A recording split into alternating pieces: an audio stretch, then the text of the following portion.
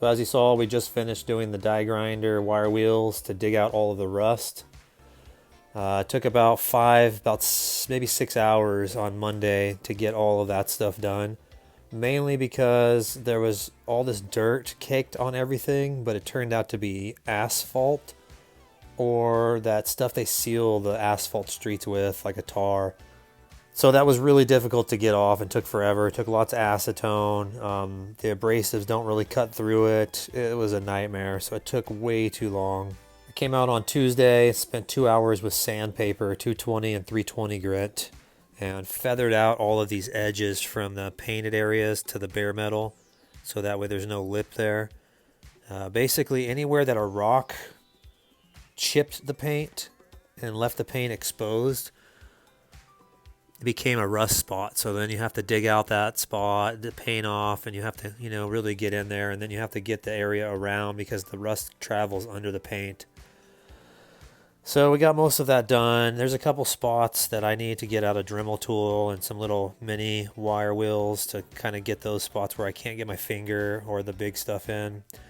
Some of these little shielded rubber coated wire loom things had rust under them, so I'll have to hit those up too. But we're pretty much done with all of the prep work for this, except some welding and some filing and metal work. Unfortunately, when the bike had dropped, one of these steering stop pieces busted off, and somebody took it amongst themselves to weld on a little 10 mil nut here. Feels like it was stick welded or something. So I think I'm probably just going to try and shape that with a file a little bit to make it look a little bit less like a nut booger welded to the frame. And then the worst part of everything was this kickstand.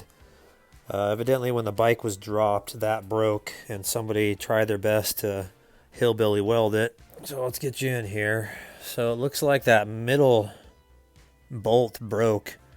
So they just went and welded it.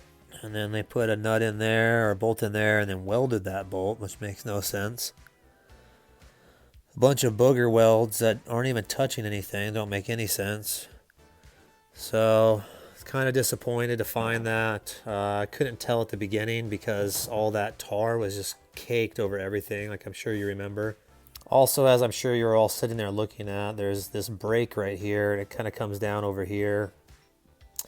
So this just holds the kickstand, so it's not that crucial of a thing, but you also don't want the bike falling over when it's on a kickstand, so I think I'm going to have to go ahead and do some welding in there. Speaking of welding, this bike had some of the worst welds I've ever seen.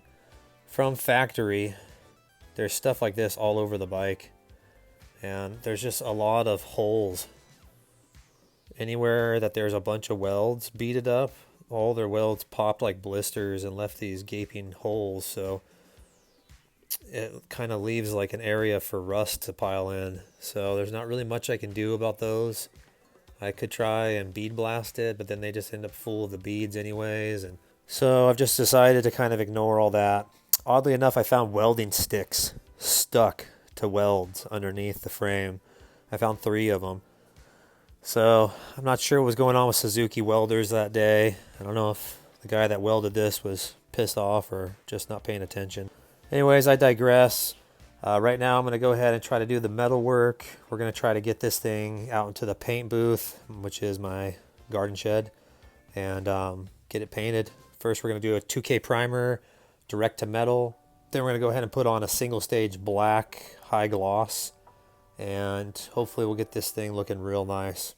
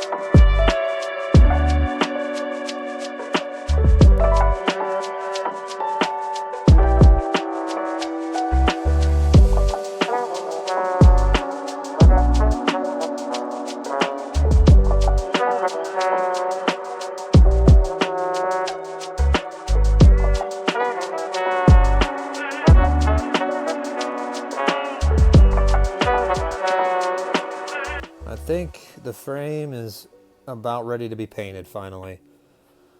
We got all the rust off, we got all the metal work done. I'll superimpose a picture right in here so you can see a little better. But I got this all filled in with welds and then ground it back out. The main thing I was looking for was I wanted this outer edge to fit the right stock kind of parameter or profile, so that way when the steering stop hits, it actually causes the steering to stop before it hits the tank. I think I did pretty good on that. The kickstand one, I welded up. I'll superimpose a little photo there. As you can see, I got pretty authentic with my welds. Made sure that I matched blisters. Not really. I don't know how to weld that well, so it should hold better though. Wiped everything down with acetone. Made sure we got all that tar out. Made sure we got all the rust out. And I used my die grinder. I don't know if I got a video and showed it, but if not, I got these little tiny wire discus things, and they're pretty soft, but they're small, so they can kind of get in all of these tight areas where all the other tools in my fingers can't get. And then one of the best things about them is on the backs of here, you can just ram that in there and it just cleans out everything so nicely. I think we pretty much have got this all tied up. We're going to go ahead, speaking of tying up, we're going to go ahead and figure out a way to tie this up. Probably going to use a metal coat hanger on these, because these don't need paint. And then maybe one through the steering neck, and then we'll hang it up in the shed. I also got to go through in all the threaded bolt holes. We got to find some old school bolts I don't care about to put in those. That way the threads don't get all boogered up, and then we don't have to worry about chasing threads or tapping threads later. There's a whole bunch of those little M6 type deals everywhere. I think that's about the last things we got to do. So anyways, stick around and we'll go ahead and we'll see if we can't get this thing looking like brand new.